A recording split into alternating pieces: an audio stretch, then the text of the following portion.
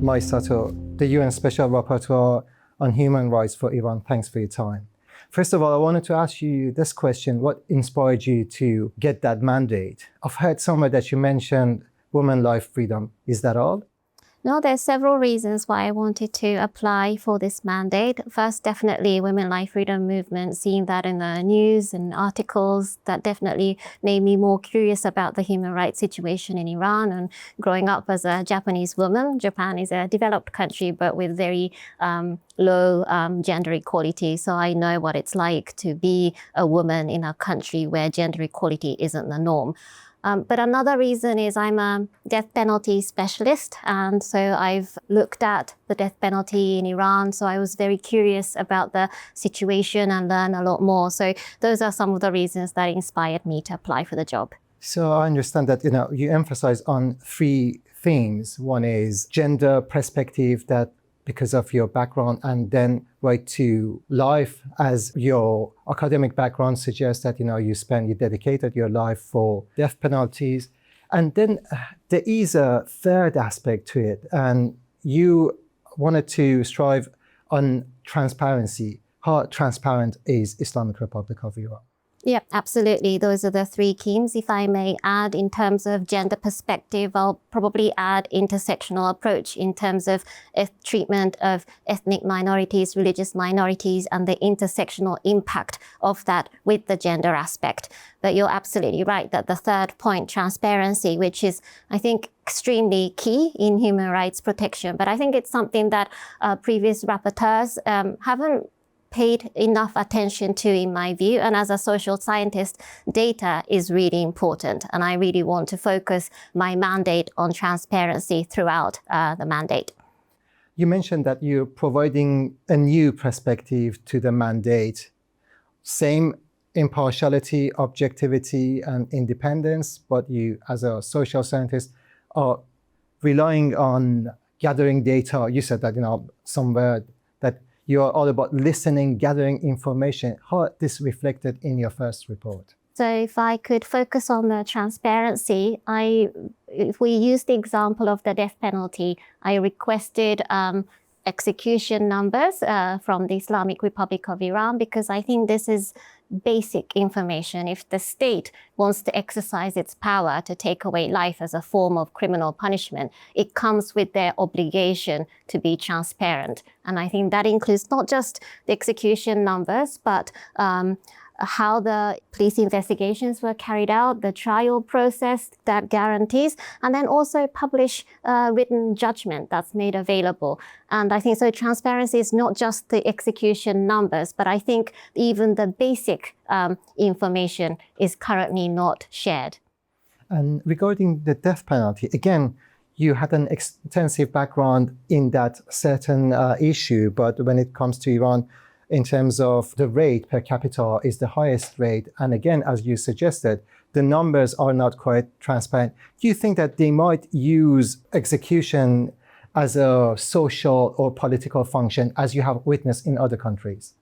Yeah, so just to go to the numbers, in my report to the Human Rights Council, I reported that at least 900 executions were recorded. And I emphasized the at least, or the known executions, because based on information received, out of the 900, only 10% appear to be reported by state media or state agencies. The rest has been gathered through victims' families coming forward, meticulous data collection by civil society. So we don't know the true numbers. And then on top of that, there's opacity in terms of why certain individuals are getting executed for what offense. Without published judgments, it's difficult to make assumptions conclusively about how the state power is used to apply the death penalty. But in terms of individual cases that I have received, for example,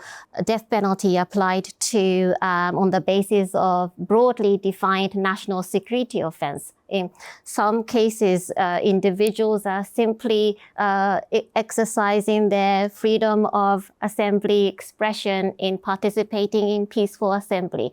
In my view, that is a very arbitrary application of a national security offense. And again, if we read between the numbers, we notice that the rate of execution fluctuated. Now it's been increased. At some point, it seemed that international community could pressure them to cut the numbers. But now we are seeing another spike, and we see that minorities are targeted, especially in Kurdistan and in Sistan and Baluchistan, Baluchi people. Do you think that it implies that it might have that social or political function, that sort of execution? And how you, I'm sure that you've studied that hard, how these stuff between the numbers explains the trend? So for 2024, at least 900 executions have been noted, and that's the highest over the last, since 2015. And you're absolutely right that numbers fluctuate a lot.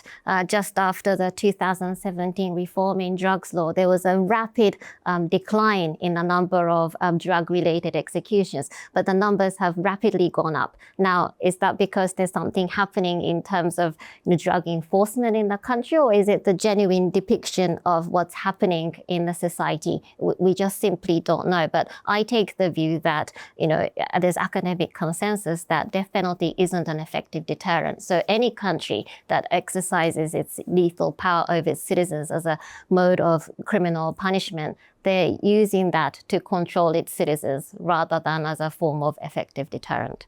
I'm sure that you're hopeful your mandate would lead a reduction in numbers. How this can be achieved? I hope it will reduce in a reduction of numbers, and I think I will do that within my mandate to report on the death penalty for the General Assembly report and also the Human Rights Council report.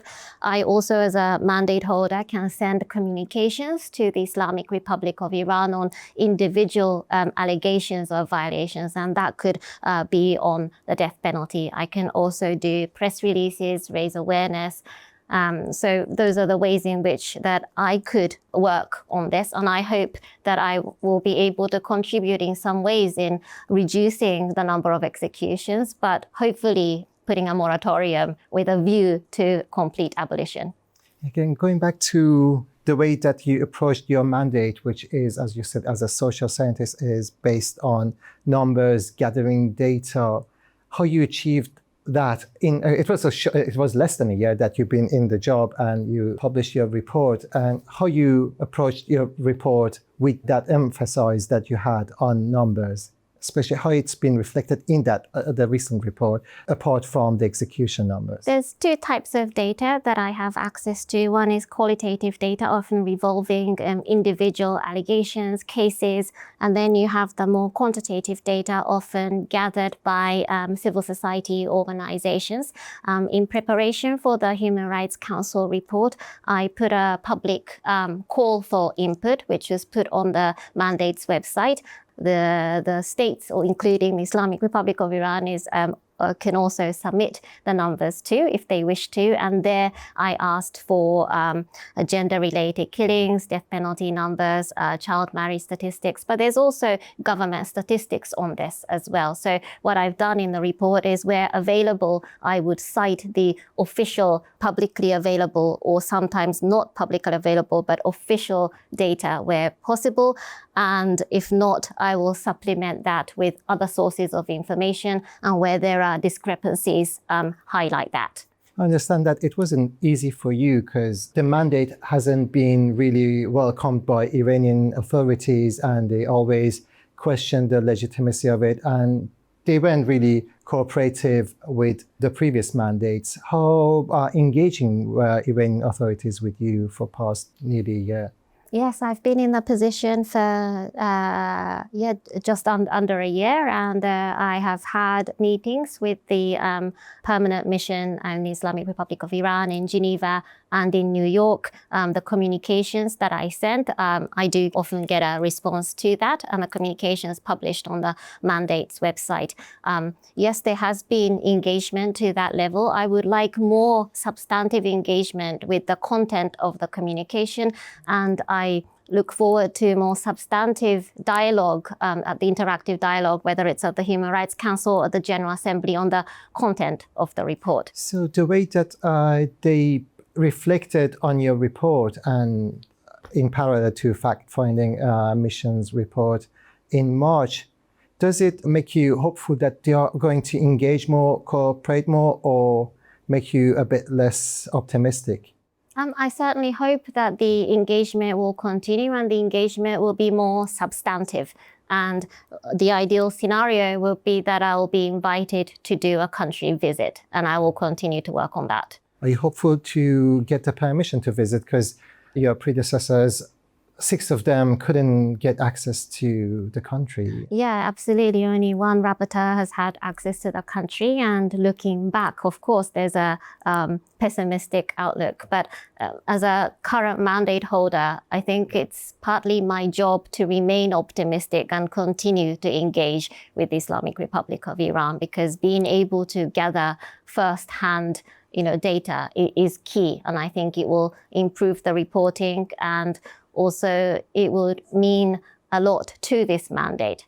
But even if I don't have access to the country, I am very impressed by the Iranian civil society here, in that they do extremely meticulous data collection, and I sort of commend the victims' families for also speaking up about their experience and their families' experience. So there are ways to understand what's happening in the country. So you've been in contact with NGOs and families of victims overseas, which not in terms of numbers, they are not really huge. And so was it really helpful for you to gather the information that you needed? Yeah, absolutely. And now with technology, you could hold online meetings. So in some ways, it doesn't matter where people are located. And the network allows these individuals and civil society organizations, and myself included, to be able to learn what is happening in the country. And your mandate extended for another year, and congratulate you for that. So are you going to change any course and your tactics towards the human rights issue in Iran, or are you going to do the same and emphasizing on the themes that you presented before? Yeah, I'm pleased that the mandate has been extended for another year together with the fact-finding mission, and I am grateful to the states for voting at the Human Rights Council. I don't have any plans to drastically change my approach to the mandate. I mean, firstly, I will abide by the code of conduct and abide by the manual of operations. And I think I will continue to work on the right to life, gender and intersectional approaches, and also on transparency. I'm thinking of, for the next General Assembly report, that I will look into more detail about drug-related executions. And another question, you mentioned that fact-finding mechanism, the mission also is extended for another year, but the mission also expanded. How your work and their work could complement each other? And is there any interference, or how, I mean, I genuinely ask this question, how this two mission works? Yeah. I think the word complement is a good one, and that's how I see two sort of mechanisms. And I think fact-finding mission, their focus, I mean, they have a much bigger team and is focused on gathering data, evidence collection, with a view to possibly using that data for the state to seek accountability at the international stage. My mandate is more about reporting on what is happening in the country currently, covering all types of human rights violations. But I think one other difference is that my mandate gets to send communications to the Islamic Republic of Iran, and that's separate to the two reports that I report on. And I think that means that I am able to report on individual allegations as they happen and give voice to these victims or victims' families, and also get a response from the government of Iran on these allegations. And I think that's a unique mechanism that differentiates the FFM and my mandate. And I think there is a lot to cover in the Islamic Republic of Iran when it comes to human rights reporting. So I think having two mechanisms, it can only complement rather than conflict. And again, regarding your mandate and fact-finding mechanism mandate, which now has been expanded, they initially supposed to collect data related to what has happened after death of Mahsa Amini Jinnah. And now the expansion of the mission is there to address other human rights violations. And I remember once you said that you are inspired by what has happened during women life freedom, and that's why you applied for the job. And at the same time, you mentioned that what has happened after women life freedom connects today's violations to what has happened before since early 80s. How do you connect these two dots? I mean, how do you connect these two allegations of human rights violation after Mahsa and before that? I think if I remember the interview, what I said was, I think having a report that examined the human rights violations in the 80s maybe in the future be helpful to look back if there are any connections. So I don't know what the plans are for the international fact-finding mission, how far they plan to go back or how much linkages they're willing to make. For my mandate, the focus very much is on what's happening in the country to provide an update. But if whatever is happening in the country is better understood in terms of looking back historically, I will do that. But the focus very much is on gathering information of what's happening now. So I don't have plans at this stage to do an historical deep dive and to dedicate a whole report for the upcoming report, because I think that goes against the wording of the mandate. Okay, so it's not in the code of conduct of the mandate to look back into the past events, but you're emphasizing on the... It's not the code of conduct, but the resolution that creates the mandate is about the reporting of what's happening and to give a regular update. So, of course, whatever is happening in the country now is best understood in terms of going back decades, 2 decades. Of course, that may be important in terms of contextualizing and understanding. But because of the limited number of words, my first priority would be to report what is happening in the country and how that aligns with international human rights standards, especially looking at the treaties and the conventions and the preemptory norm that Iranian government needs to abide by. And some personal questions. I mean, I know that being a rapporteur for the UN on human rights for Iran, it's not an easy task. How do you balance it with other tasks, your academic profession? How do you balance it? Whether I balance it effectively is a different question. So I have a full-time job as an academic at the Birkbeck University of London. I'm a professor and a director of the Institute for Crime and Justice Policy Research. That's my full-time paid job. And the UN Special Rapporteur is an unpaid position, and I'm very grateful that my university supports this mandate. But it's very busy. I'm sure it's quite time-consuming for you. Two positions. And but yes, I'm very passionate about human rights, and death penalty has been my academic career since the start of my PhD. So this is sort of my passion. So in some ways, you don't really be counting the number of hours that you work on it. And you suggested, again, I'm going to ask you about the emphasis that you have on the theme of gender as someone who grew up in Japan. You mentioned one of G7 countries, but gender disparity is there. How do you familiarize yourself with Iranian women plight, and how do you get to know their plight? Do you study things related to Iranian women movements and like any books, any movies? Yes.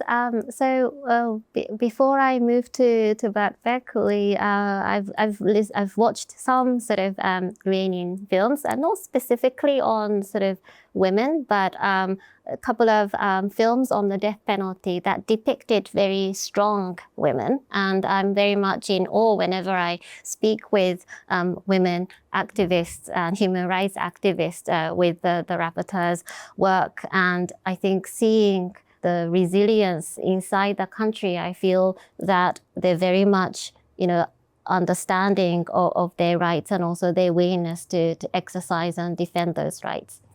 And what do you think was your strength that they picked among many candidates as the Special Rapporteur for Iran, Human Rights Council picked you? I'm not sure. I mean, you'll have to ask the I can't remember the name of the selection panel. But it's not an easy selection. I mean, it's different stages and so many candidates put forward their names, and so. No, certainly, I saw many strong candidates for sure. I can only speak for my expertise, and that's international human rights with a focus on death penalty, integrity of justice systems, and worked on these themes, not just on Iran, but across the globe. And yeah, I'd like to think that those expertise were valued. Whether my gender had anything to do with the ways in which the selection process went, I have no idea. But I am pleased that I'm one of the 2 women special rapporteurs on the Islamic Republic of Iran, and my woman predecessor, Asama, yes, she couldn't do the full 6 years. So yes, I'm very honored to be in this position. And do you think that when your mandate finishes, whatever you've done, I'm sure that you put your heart and soul to it, would have a tangible impact on an Iranian ordinary woman or man lives? I think I would hope that a human rights situation, there's a tangible improvement, but I wouldn't be looking for any sort of claim that I have improved XYZ situation in the country. There's so many players, from the individuals who speak up about their violations, civil society, the states that support the mandate. There's so many players, and I think I play a small role, but I'm very committed to playing the role that I can within the capacity of my mandate. Mai Sato, I wish you the best of luck in your mandate, and I hope that it would extend it for another year next year, March. Thank you.